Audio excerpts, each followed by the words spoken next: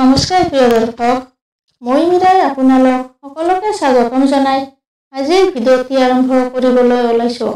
দৰ্শকসকল, আহকচোন ভিডিঅ'টিৰ মাজলৈ আগবাঢ়ো। এবাৰ গৰুৰে বিষ্ণুক কৈছিল, হে দয়াময়, বেদত উল্লেখ আছে যে মানুহ 100 বছৰলৈ জীয়াই থাকে, কিন্তু ব্ৰাহ্মণ আদি কোনো বৰ্ণৰ মানুহ 100 বছৰ জীয়াই থকা দেখা নাপালো। বেদৰ বাক্য কলি যুগত কিয় সত্য নহল মই বুজিব পৰা নাই। হে কেশৱ, গৰ্ভসৃষ্ট ভ্ৰূণ, শিশু, বালক, যুৱক, বৃদ্ধ, ধনী, নিৰ্ধনী, কুৰূপ, বিপ্ৰ, মূৰ্খ, পণ্ডিত সকলোৰে অকাল মৃত্যু হোৱাৰ কথাবোৰ পৃথিৱী ভ্ৰমণ কৰি জানিলো। মহাপৰাক্ৰমী, মহাজ্ঞানী ৰজা, সৰ্ববেদ জনা ব্ৰাহ্মণ আৰু তোমাৰ পৰম ভক্ত মানুহৰ অকাল মৃত্যু ঘটা দৰ্শন কৰিলো। হে প্ৰভু, পৃথিৱী তেনেদৰে কিয় মৃত্যু ঘটে দয়া কৰি মোক জনোৱা। গৰুৰৰ কথা শুনি বিষ্ণুৱে মৃদু হাঁহি মাৰি কৈছিল, হে কাশ্যপ নন্দন, তোমাৰ কথা শুনি আনন্দিত হৈছো। তুমি মোৰ পৰম ভক্ত। মই তোমাৰ প্ৰশ্নৰ উত্তৰ প্ৰদান কৰিম। বিধাতাই মৃত্যুক সৃজন কৰিছে। সকলো জীৱই মৃত্যুবৰণ কৰিবই লাগে। মানুহৰ পৰমায়ু 100 বছৰ বুলি বেদত উল্লেখ আছে, কিন্তু মানুহে পাপ কৰ্ম কৰাৰ বাবে অকাল মৃত্যুবৰণ কৰিব লাগে। বেদভ্যাস নকৰা আৰু যোগ ধৰ্ম পালন নকৰি মানুহে সৎ কৰ্ম পৰিত্যাগ কৰি এলেহুৱা হৈ বিভিন্ন ধৰণৰ পাপ কৰ্ম কৰে। কলি যুগৰ মানুহে সাধাৰণ গৃহত ভোজন কৰে আৰু পৰক্ষেত্ৰত ব্ৰত কৰে। সেইকাৰণে সেইবোৰ মানুহৰ আয়ু ক্ষয় হয়। হে গৰুৰ, মনত ৰাখিবা, যিবোৰ ব্ৰাহ্মণে বেদাদিত শ্ৰদ্ধাহীন ঈশ্বৰক চিন্তা নকৰে, মন সদায় অপবিত্ৰ হৈ থাকে, সুৰাসক্ত ধৰ্মকৰ্মৰ প্ৰতি বিমুখ, সেই ব্ৰাহ্মণ নৰকগামী হয়। সেই ব্ৰাহ্মণক যমেহে শাসন কৰে। যি ৰজা প্ৰজা পালনৰ প্ৰতি বিমুখ, সদায় মনৰ কামনা বাসনা পূৰণৰ বাবে আগ্ৰহী, মূৰ্খ, ক্ৰোধী, বেদবাক্যৰ প্ৰতি শ্ৰদ্ধাহীন, অহংকাৰী, প্ৰজাপীড়ক যুদ্ধত কোনোদিনে জয়লাভ কৰিব নোৱাৰে, সেইবোৰ ৰজা যমৰ শাসনৰ অধীন। সেই ৰজাই মৃত্যুৰ পাছত ভীষণ নৰক যন্ত্ৰণা ভোগ কৰে।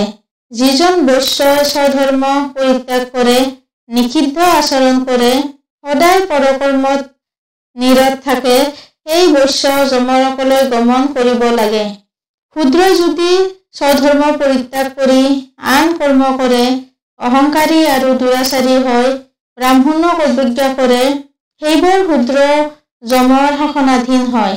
সেইবোৰ শূদ্ৰয়ো নৰকত বাস কৰি বহু কষ্ট ভোগ কৰে। মনত ৰাখিবা, যমৰ শাসনাধীন হোৱা যিকোনো জাতিৰ মানুহৰ আয়ু ক্ষয় হয় আৰু অকাল মৃত্যুবৰণ কৰে। যি দিনত স্নান, দান, তপস্যা, বেদ অধ্যয়ন বা পুৰাণ অধ্যয়ন নহয়, হোম আৰু বেদচৰ্চা কৰা নহয়, সেই দিন বৃথাই অতিবাহিত হোৱা বুলি জানি ল'বা। হে গৰুৰ, মানৱ দেহ অনিত্য, চঞ্চল, অনাধাৰ, ৰসৎপূৰ্ণ আৰু পিণ্ডময়। সেই দেহত থকা গুণবোৰৰ কথা তোমাক কওঁ শুনা। প্ৰাতঃকালে ৰন্ধা অন্ন সন্ধ্যা সময়ত পুষ্পিত হয়। যি মানুহে সেই অন্ন ভক্ষণ কৰে, সেই মানুহৰ দেহত পুষ্টি সাধন নহয়। শৰীৰে মানুহক কৰ্মত বন্দী কৰি ৰাখে। সেইবাবেই মানুহৰ আয়ু ক্ষয় হয়। আয়ু ক্ষয় হোৱা মানে মানৱ দেহে পাপ অৰ্জন কৰা বুলি জানি ল'বা। যিহৰ দ্বাৰাই পাপ দূৰতে বিদূৰ হয়, তেনে শাসন কৰাহে সকলোৰে উচিত। মানৱ দেহ কাৰ, এই চিন্তা কৰিলে অন্নদাতা, জন্মদাতা নাইবা গৰ্ভধাৰিণী মাতৃও সেই দেহৰ অধিকাৰী হ'ব নোৱাৰে। কাৰণ মানৱ দেহ কৃমি, বিষ্ঠা আৰু ভস্মৰূপে পৰিণত হয়। গতিকে মানুহে কি কাৰণত দেহ ৰক্ষাৰ কথাহে চিন্তা কৰে বুজি নাপাওঁ। মনত ৰাখিবা, মানৱ দেহ ক্ষণস্থায়ী। কি উপায়ে পাপ নাশ হয়, মানুহে সেই চিন্তাহে কৰিব লাগে। দেহ ৰক্ষাৰ বাবে যত্ন কৰাৰ কোনো প্ৰয়োজন নাই। পাপ ক্ষয় হলেহে দেহৰ আয়ু বৃদ্ধি হয়। দেহ ৰক্ষা চিন্তা কৰিলে কিন্তু পাপ বৃদ্ধি হয়। হে গৰুৰ, মানুহে জন্মগ্ৰহণ কৰোঁতে 3 ধৰণৰ পাপ সঞ্চয় কৰে। মনত ৰাখিবা, একমাত্ৰ মনুষ্য জন্মতহে পাপৰ ফল ভোগ হয়। আন জনমত পাপৰ ফল ভোগ নহয়। মানৱ জনম লাভৰ বাবে জীৱই জননীৰ গৰ্ভত জন্মান্তৰ কৃতকৰ্ম স্মৰণ কৰে। তেতিয়া জীৱই মাতৃগৰ্ভত দুখতে বিলাপ কৰে আৰু পুনৰাই মাতৃগৰ্ভতে বহু পাপ অৰ্জন কৰে। সেই সময়ত জীৱই ডিম্বাকৃতি ধাৰণ কৰাৰ লগে লগে পাপে বেঢ়ি ধৰে। গৰ্ভবাসত জীৱই আধি চিন্তা মনত দুখ কষ্ট ব্যাধি ৰেখ জৰা আদি ভোগ কৰে। গৰ্ভবাসত থকা সময়ত জীৱক অজ্ঞানে আবৃত্ত কৰি ৰাখে।